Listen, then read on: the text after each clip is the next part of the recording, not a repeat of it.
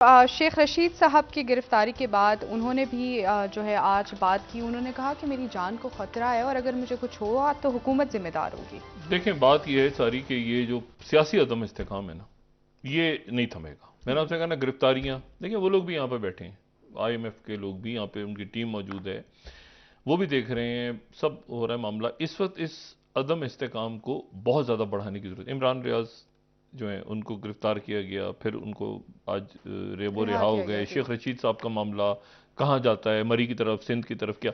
तो वो यहीं बैठे हैं, वो यहाँ बैठ के ये मामला देख रहे हैं कि इन इन इन चीज़ों को थोड़ा सा टाला भी जा सकता था, लेकिन नहीं टाला गया, और उसके नतीजे में एक अदम इस्तेकाम बढ़ रहा है। ठीक है, और इसको पकड़ना है, अब उसको पकड़ना है, उसको, उसमें इमरान खान साहब आज इसमें पुल आउट हो गए। और अब अच्छा हुआ गलत हुआ उनकी पार्टियों का फैसला है। वजीर आजम शहबाज शरीफ साहब ने आज इस बात का एतराफ़ किया है कि IMF ने वजीर ख़जाना और उनकी टीम को काफ़ी टफ टाइम दिया है।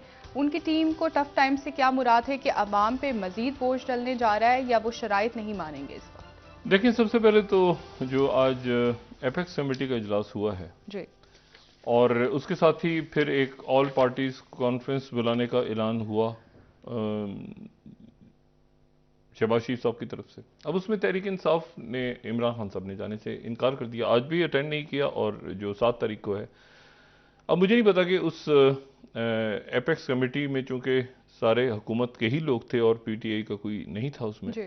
तो उसके जाहिर है वहाँ पे बातें तो हुई होंगी, और एक प्लानिंग सारी। और इसी तरह से ऑल पार्टीज कॉन्फ्रेंस एक बड़ा अच्छा मौका था कि जहाँ पर सियासतदान हमारे बैठ के इस मसले पे, आपको याद होगा इससे पहले कश्मीर का मामला हो या मईशत का मामला हो, या अब तो सिक्योरिटी, बहुत खौफनाक मामला, लेकिन बदकिस्मती से सियासतदान एक जगह पे नहीं बैठ रहे, बिल्कुल सर, और हर बिल्कुल। गुजरते दिन के साथ रियासत के मसाइल बिगड़ते जा रहे हैं। Security crisis, economic meltdown, political meltdown, constitutional crisis, elections दूर दूर तक कहीं नहीं है। इसमें मैं बार बार ये बात रिपीट कर रहा हूँ कि इन हालात में इलेक्शंस दूर दूर तक नजर नहीं आ रहे होते हुए, और हुकूमत तकरीबन जो जिन लोगों से बात होती है ऑफ द रिकॉर्ड, वो कहते हैं कि हम बिल्कुल इलेक्शंस का किसी किस्म का इरादा नहीं है उनका।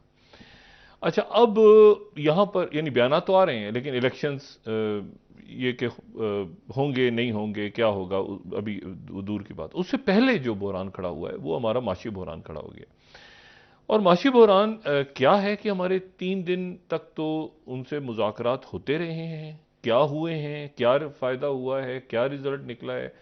शहबाज शरीफ साहब ने आज जो बात की है, उसके बाद तो जो स्टॉक मार्केट थी वो और गिर गई, जी। और उसके बाद और हालात बिगड़ गए। तो ये 3 दिनों में क्या हुआ है, और आगे अब आईएमएफ क्या हमसे करवाने जा रहा है, क्या बात हो रही है यहाँ पे। मेहताब हैदर साहब, हमारे गहरी नज़र सदर, है उनकी बिल्कुल। मईशत पे, और लिखते भी हैं और तज़िया भी देते हैं, वो हमारे साथ मौजूद हैं। और डॉक्टर फ़ारूक सलीम साहब किसी तारुफ के मोहताज नहीं, माहिर माशियात, वो भी मौजूद हैं। पहले तो मेहताब हैदर साहब से ज़रा पूछते हैं कि ये हुआ क्या है आईएमएफ का 3 दिनों में। जी मेहताब हैदर साहब। जी thank you very much doctor sahab. देखिए, बुनियादी तौर पे इन 3 दिनों में जो टेक्निकल लेवल टॉक्स थी वो हमने कंक्लूड कर ली हैं, और बेसिकली हमने अपने जो प्लान्स थे, जिसमें एफबीआर का साइड थी, फिजिकल साइड थी, और expenditure side ministry of finance और पावर सेक्टर, और इसके अलावा BISP, state bank of Pakistan, external financing की जो रिक्वायरमेंट्स हैं वो सारी हमने आईएमएफ के सामने रख दी हैं। लेकिन जो आईएमएफ की तरफ से एक मैक्रो इकोनॉमिक मॉडल के लिए एक जो सारा डेटा है वो हम रख के, उसके बाद उसकी जो प्रिस्क्रिप्शन है वो निकाल के मंडे को हमारे साथ शेयर करेंगे। लेकिन अभी तक की जो इंफॉर्मेशन शेयर हुई है उसमें ये है कि हुकूमत पाकिस्तान को फिस्कल गैप है, तो फिजिकल साइड पे आप हमें एडिशनल टैक्सेस भी लगाने पड़ेंगे, और नॉन टैक्स रेवेन्यू की साइड पे भी मजीद इकदाम करने पड़ेंगे। बिजली का जो टैरिफ है, जो हम प्लान लेकर गए थे तकरीबन 7 सवा 7 रुपए पर यूनिट इंक्रीज का, वो आईएमएफ ने ऑलमोस्ट रिजेक्ट कर दिया है, और जो आईएमएफ की तरफ से आ रहा है वो 12 से 12.5 रुपए इलेक्ट्रिसिटी की स्टैगर करके कीमत बढ़ाना जो है वो शामिल है। इसी तरह गैस की प्राइसेस भी शामिल है। एक्सचेंज रेट के ऊपर हमें, आपने देखा कि वो जो फ्लड गेट टूटा, उसके बाद आज मज़ीद जो है वो उसके अंदर डिप्रिसिएशन हुई, तो ये उस टाइम तक ये चीज़ें जो है वो जारी रहेंगी जब तक फंडामेंटल्स इंप्रूव नहीं होते। प्रॉब्लम ये है डॉक्टर साहब कि इस टाइम जो फॉरेन एक्सचेंज रिजर्व्स हैं वो लोएस्ट एब पे आ चुके हैं। 3.08 बिलियन डॉलर्स के रिजर्व्स हैं। चंद हफ्तों की बात है। अगर आईएमएफ का प्रोग्राम नहीं होगा तो दूसरा फिर इसके बाद डिफ़ॉल्ट का ख़तरा है। अब इसलिए आईएमएफ को भी ये पता है कि पाकिस्तान की रिक्वायरमेंट्स 5 माह की अगर देखें इस फाइनेंशियल ईयर की, कम से कम 10 बिलियन डॉलर्स पे खड़ी हैं। 5 बिलियन डॉलर का, और वो अनफुलफिल्ड जो मैं आपको बता रहा हूं। यानी हमारे पास 3.08 बिलियन डॉलर हैं।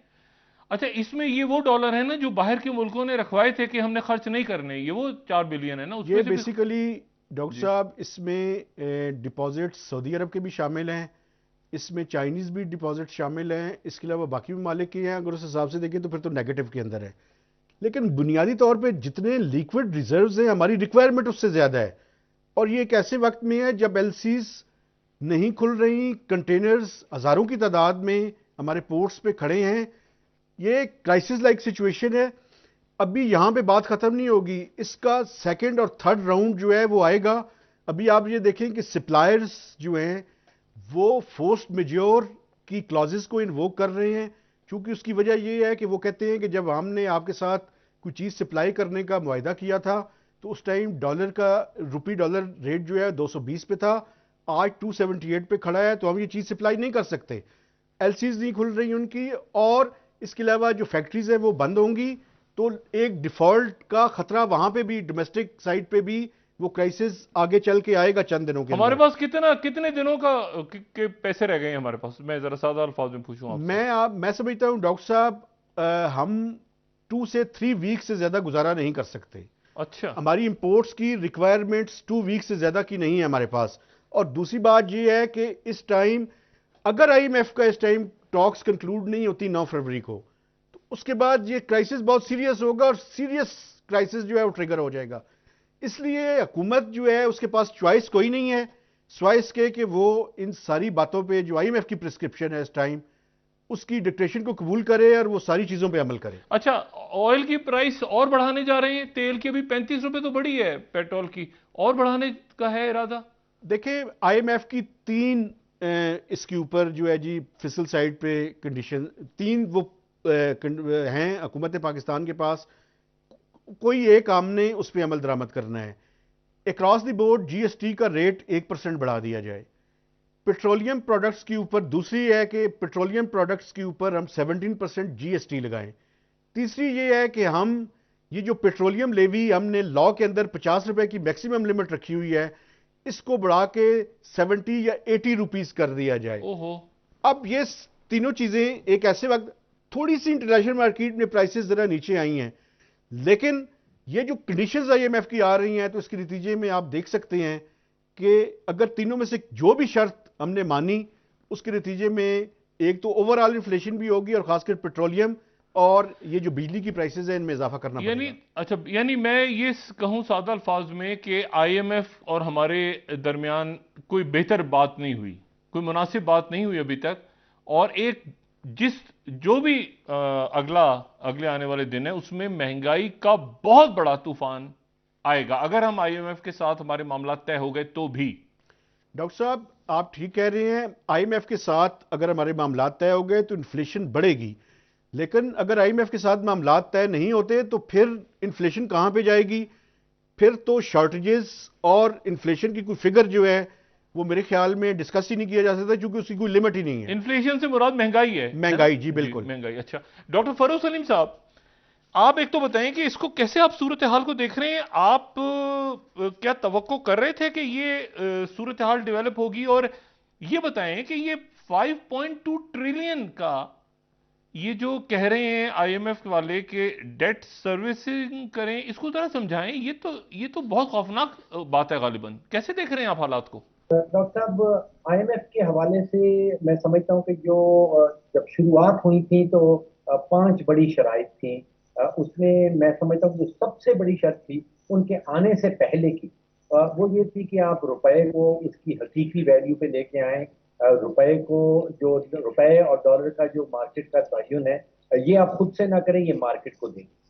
ये जब हमने उनकी शर्त एक्सेप्ट कर ली, तो उसके बाद उन्होंने अपनी रजामंदी बताई कि वो अपना डेलीगेशन जो है पाकिस्तान भेजने के लिए तैयार है। तो 5 में से पहली जो सबसे बड़ी शर्त थी वो हम मान चुके हैं। उसके बाद मामला था पेट्रोल की कीमतें बढ़ाने के लिए। वो जैसे आपने अच्छा कहा फारूक सलीम साहब, आज आपको पता है कि डॉलर कितने का है मार्केट में, ओपन मार्केट में डॉलर कितने का? आप जरा बताएं, मैं फिर अपनी फिगर बताता हूं। जी डॉक्टर साहब, आज ओपन मार्केट में कोई 283 रुपए में लाहौर में और पिंडी में और इस्लामाबाद में जो आवाज आ रही थी। और अगर आपने बड़ी अमाउंट में खरीदना हो, जहां कराची में बड़ी अमाउंट वाले बेचने वाले लोग थे, वो 290 292 से कम पे नहीं बेच रहे।